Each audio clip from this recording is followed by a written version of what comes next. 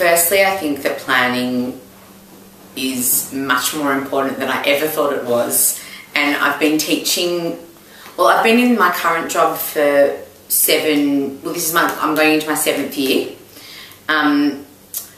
at a private school. And I did actually teach at 2 other schools, a state school and a Catholic girls' school as well. But this is my longest job so far that I've ever had. And the weirdest part about it is that planning now feels more important to me than planning did when I started years ago. So I remember my first ever Year 12 Theatre Studies class, and I remember having planned the lesson and planned the introduction and done what they told us to do at uni, go through a list and have a focus warm-up and an introduction and structured parts of the lesson and things that we had, content that we had to teach and things that the kids needed to know, go through the study design, things like that. But I remember being completely overwhelmed by my own plan and not getting through even a quarter of it. I remember feeling like at the end of the double, which would have been almost an hour and a half, that I got through maybe like this much of a huge plan. So it was a massive learning experience for me that first year of teaching, where I found that planning, I would try and plan, but actually I would have to learn what I was planning for. So I'd go into the classroom with a plan and then I'd realise my plan was way too long, or one of my activities was much too unstructured, or I hadn't explained something properly to the kids that they really needed to know. So I started figuring out things like you really have to start your planning from the point of what you really want them to know. So what you really want them to understand and what you really want them to learn, and what's the best possible way to get them to learn it, and the most interesting possible way to get them to learn it, and how to engage them. So how to get it through to them in some current, relevant, not cool necessarily, but something that's going to resonate with them. So that took me a really long time. I felt like in my first year I was just always one step ahead of them. So I felt like I knew the study design, but just barely, and I was just maybe 2 days ahead of them. So I managed, but I found the planning really difficult. Whereas now I feel like 6 years later, my planning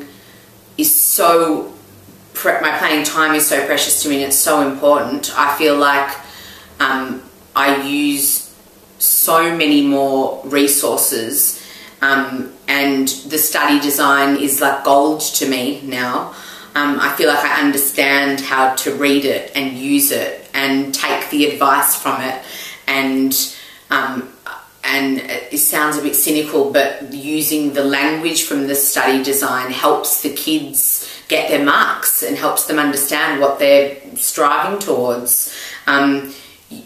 Watching other teachers teach, speaking to other teachers who have more expertise than you, even watching teachers that aren't such great teachers is really interesting, because it shows you things that maybe you are doing or you shouldn't be doing that you can improve. I spend a lot of time in my planning time reading now. So like these books on my lap are textbooks, some of them, like Acting in Person and in Style in Australia is like a Bible to me. And so is Acting Smart. The Acting Smart Drama and the Acting Smart Theatre Studies books for VCE Drama and Theatre have been like my saving grace, basically.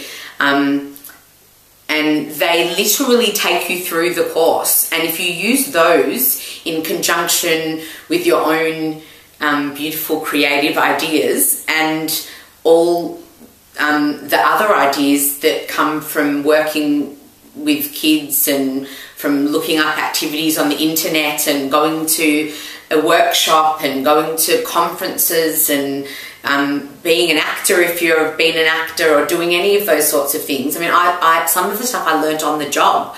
I realised things didn't work and I adapted my own activities, and but now planning is key to me. So reading is the start of my planning, and looking at the study design and looking at their outcomes and figuring out my whole calendar. So I actually put my year in front of me, and I look at where each outcome or each assessment task is, and then I plan to that.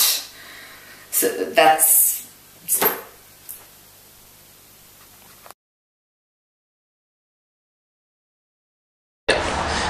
My approach to planning has changed a lot over the time. I've been a teacher there at Noble Park Secondary College for I think about 12 years now, and it's changed a lot. I started off, I don't have any background in drama at all, so when I started as a teacher I went in knowing nothing at all, and fortunately had another new teacher that started at the same time that did. So he basically did the planning, and I just followed along with whatever he had going. I picked up a lot that way. He left at the end of my first year, and I sort of became the entire faculty by myself. So I then had to learn how to plan, which was difficult. But my goals back then were different as well. It was an elective subject at year 9 and 10 that ran for a whole year. And the kids were feral, and they were doing things like hiding in costume boxes, jumping out of windows and that kind of stuff. So curriculum and outcomes and that kind of stuff weren't really the issue at that point. It was about classroom management and just basically survival for me, and teaching myself how to be a drama teacher. Then it changed again, and it's difficult to explain how I did this, but I sort of replaced those kind of kids with kids that I'd almost handpicked and encouraged to pursue the subject, because I knew that they were good kids, not necessarily because they had a particular interest in drama, but I knew they weren't going to give me those classroom management issues. I sort of, when we talked at subject selection, I emphasised how much writing there was and how much theory there was and that kind of stuff, and kind of scared off the kids that were taking the subject for a bludge, and opened up those spots for kids that were a bit more studious and a bit more intent on being productive. So again, my planning had to change to cater for those kids and to start to develop their skills and expand them. And then it changed again for a little while when we got another teacher that came in, so all of a sudden I was sharing my drama classes again. She was a graduate teacher, and by that stage I'd been teaching for 8 or 9 years, so then I was sort of taking the role of teaching her how to plan and that kind of stuff. And then she left, and so I've gone back to being a one-man faculty again. So my planning and my goals and all of that sort of stuff changes regularly, but I guess one of the things I've always tried to do mostly is to focus on the engagement of the kids.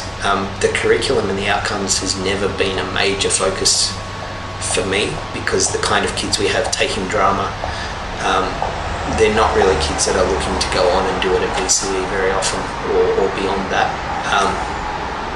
And if they are, then that's great, and they have that interest, and we're able to adapt fairly easily to that and run those classes for them. But mostly it's about building their confidence, and it's about encouraging them to work together and that sort of stuff. Because our kids come from a very multicultural sort of background, a huge variety, I try to be as flexible as I can. So I generally have a goal in mind for what I want them to achieve in a lesson or a semester if we're talking about a unit of work. But that changes. That's sort of what I write down, because admin asks me to write down the curriculum. But I will happily change things mid-lesson if the kids don't look like they're going with it. And I have on occasions thrown out entire units that we're halfway through because the kids just aren't engaging with it, so we'll throw it out and we'll try something else that I think they'll like a little bit better. One example is they were at one point, I think a year 8 class, were trying to do a short play together, and they just couldn't work together enough as a team to be productive, so they were getting frustrated. The good kids were starting to hurl abuse at the naughty kids. The naughty kids were just laughing about it, and it was turning into an ugly environment rather than a productive one. So we ended up scrapping that whole idea, breaking them up into small groups, which let the motivated kids work together, and the less motivated kids didn't have to worry about who they were letting down. And they ended up making short movie trailers instead. So again, breaking it up into more manageable sorts of things. But that was not planned. It was just entirely, well, this isn't working, so let's do something else. I hope that answered the question. I think I rambled a bit, but...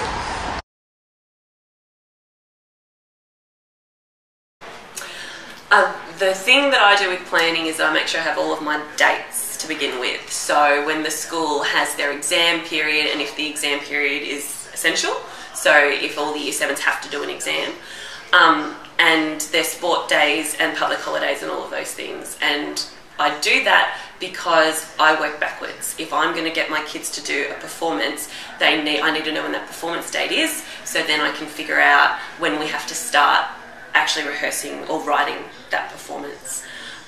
It is really important to know whether you do have to have an exam, because my school this year has decided to put the exam week in halfway through term 2, which means it's going to be right in the middle of my Year 11 and Year 10 performance time. And they would like me to do a written exam and not call my performance their exam. So doing all of that type of planning, especially when the Year 11s and the Year 12s are in the same class and are doing the same performance, it's really, really key to know.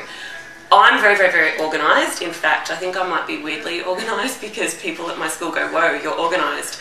But I think that's a really good thing to be. And you need to know from the start of the semester where you're heading, and most importantly, what the essential learnings are. So that's the learning intent.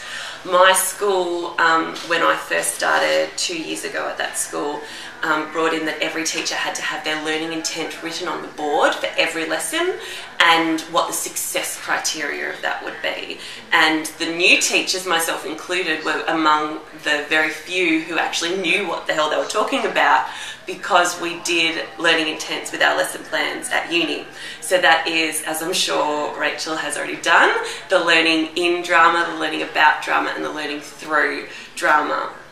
And I still use those. I don't break them up and have a whole front page of my learning intents per lesson plan, but I actually put it in a little table. So I'll have the day's date, and then I'll have the learning intent, which will be 3 sentences or whatever, maybe 1 sentence, but usually I stick, working in teams in there, as well as the skill that we're learning. So the in, about, and the through are going to be in there. Then I have the success criteria, which that's just the performance or whatever I'm going to be able to see to know, yes, they have actually learnt that before I give them a final test. And then I have the warm-up game, because if I don't have a warm-up game in there, I forget to do a warm-up game, and the kids remind me to do a warm-up game, and then they end up doing the same warm-up game every lesson. So I put in different ones just to keep it fresh. And then the activity that we're going to do. So my entire lesson plan went from when I first started to being a whole page, an A4 page worth of work, to 1 line in a table. But it's really easy to do that if you know what the essential learnings are for the entire unit. So that's at the end of Year 7, if these students can do this, they're ready to move on to Year 8. And I actually figured that out the hard way when I had my Year 11s last year, and I was like, these Year 11s aren't ready to learn Year 11 skills. What did the Year 10 drama teacher do? Oh wait, that's me. And then I was teaching my Year 10s that same year, and I was like, these Year 10s aren't ready to learn Year 10 skills. What did the Year 9 drama teacher do? Oh wait, that's me. So that made it really easy for me to create the list of essential learnings that they needed. And no matter what anybody else is going to tell you how you need to teach in your classroom, if you guys, say you've got 3 different teachers teaching Year 7 drama, as long as you're all on the same page as to what your essential learnings are, you'll be able to teach however you best teach and your students best learn, because the end result will be those kids have learnt blah. I think that was all I wanted to talk about.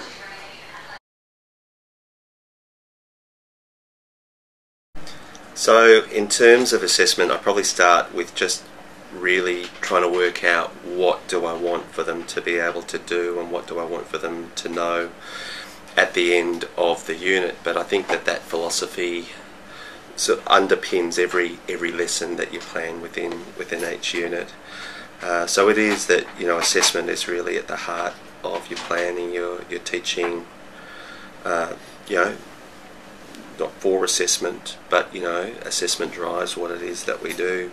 And the way that I like to plan is I have like a coat hanger like approach. So I like to have a clear sort of sense of the overview of where I'm heading across the semester, and you know, those little moments, key moments along the way, where you know, kids might be able to demonstrate what it is that they've been taught.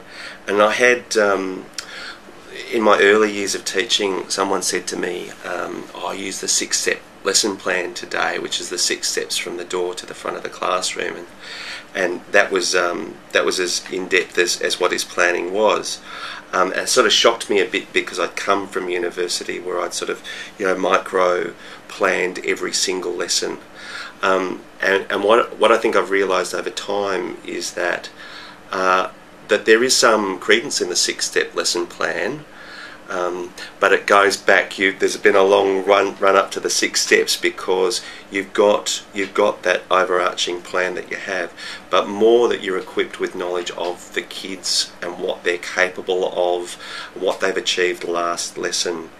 And in terms of then the nuts and bolts of each lesson, that I would be thinking, and someone said to me as part of a PD that we did actually just the other day, that you know, it is about beginnings, middles and ends. So I think I have a clear sort of formula that I use at the beginning of every one of my classes that sets up the structure of, you know, the administrative part of marking my role, and this is what we plan to do for this lesson, and a review of what we've done in the lessons in the lead up beforehand, so that kids have some context of where we're going. And the end is always a bit of a review of what have we done and what did you get in this lesson. And the middle stuff is sort of a combination of me leading workshops and kids jumping in and having a go themselves.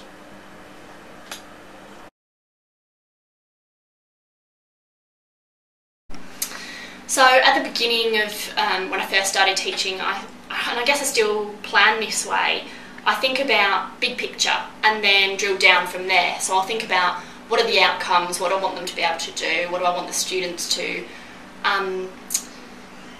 learn, what are the skills, and then I'll start to bring it in and make it smaller. So how am I going to achieve that? So if I'm talking about Year 8 drama, and I might have the topic comedy, and that's the genre that I want to introduce them to, I might think, okay, how do I want to break that down? What skills are they going to learn? I really want them to develop their confidence. I might want them to learn about exaggeration, for example. So I might then think about what kind of resources do I have at my disposal? What kind of activities can they learn about? What can they do? So I'll start to get this is just how I do it now, I get a big A3 piece of paper, and I'll write down all of the different things that are coming out in my head. I might talk about skills that I want them to learn, how it links to the curriculum, what are the school's priorities in terms of where are they heading. So if I want them to be able to use technology more, I will find ways to incorporate the use of the iPad, or maybe the online learning system. And then I'll write a whole heap of things on this big A3 sheet of paper, and then I'll start to drill down from there. Okay, work it into weeks. I've got 10 weeks. It's over a term. Okay, that's great, but I'll look at the school calendar and realise that actually 2 of those are taken away with house athletics, or I don't know, nap plan, or whatever it might be. So then I've got 8. Okay, give myself an extra week as a buffer, yeah? And then I'll work through, okay, what's the sequence of events? How do I drill down? How do I plan it? And then when it comes down to individual lessons, I guess at the start I used a really rigid structure. Like I will do a warm-up, and then we'll do an activity, and then we'll have a discussion, and then they'll go and do some rehearsing. We might perform something, and then we'll give some feedback. And now I try and mix it up, so they're not set in that kind of prescribed way. So we might start with watching a clip, no talking whatsoever, and then we have a whole conversation afterwards, and then we get up and we do something. And we might end a session with a warm down rather than a warm up. So how do we apply what we've just learned in a game format? So I like to kind of mix it up, put them on their, keep them on their feet, I suppose.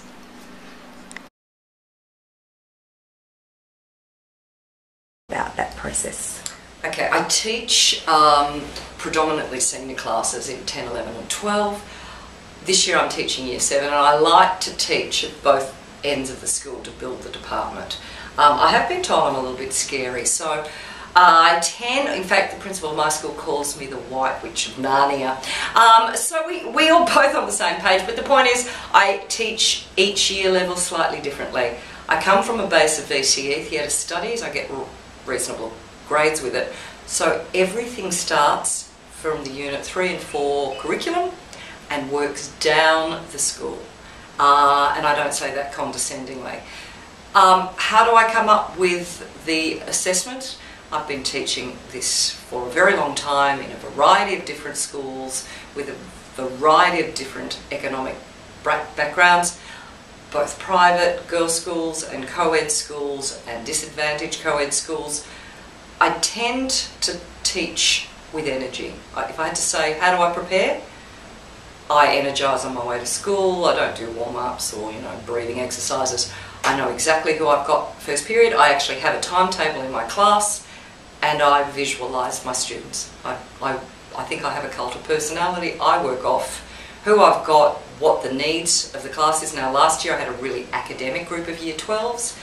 They started the year doing written work because that's what they would have wanted and needed.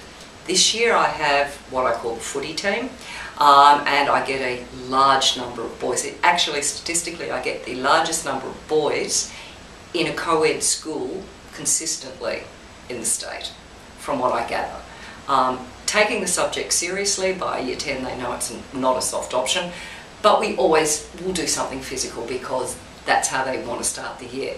And you've got to understand that at the start of the year, every other teacher in the school is telling them how scary Year 12 is, and they will sit and be spoken at for 5 out of their 6 periods a day. So you get them in doing something practical. I'm doing Macbeth. They're already doing fight scenes or witches scenes before we've even cast it. So I usually have at Year 7, we come in gently.